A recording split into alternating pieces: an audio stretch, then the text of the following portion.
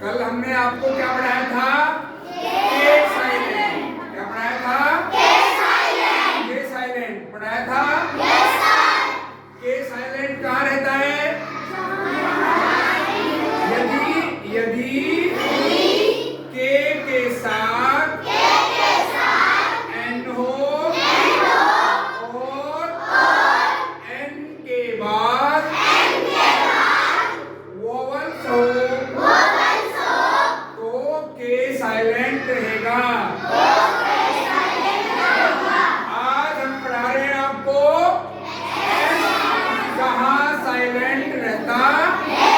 मैंने बताया आपको अगर किसी स्पेलिंग में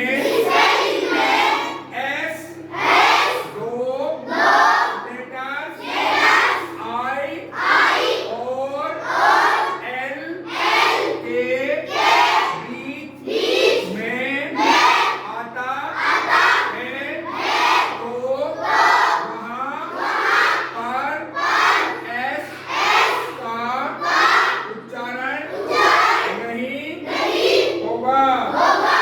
अर्थात एस साइलेंट रहेगा। जैसे मैंने आपको लिखा है I S L A N D. इसको आप हमसे पहले पढ़ रहे थे आइसलैंड। क्या पढ़ रहे थे? ये गलत है। ये क्या है? क्योंकि आपका जो एस है वो दो लेटर्स के बीच में है आई और एल के बीच में जब एस आएगा तो एस क्या हो जाएगा? क्या हो जाएगा? साइलेंट हो जाएगा। एस का उच्चारण नहीं होगा। तो ये आइसलैंड नहीं होकर क्या होगा? क्या होगा? दूसरा मैंने आपको उदाहरण लिखा एग्जाम्पल। क्या लिखा मैंने आपको? I S L E N T. अब इसमें दो लेटर हैं आई और एल और बीच में क्या है? यदि आई और एल के बीच में एस आता है तो एस क्या हो जाएगा? इसलिए इसको क्या पढ़ेंगे? क्या पढ़ेंगे? समझ आ गया?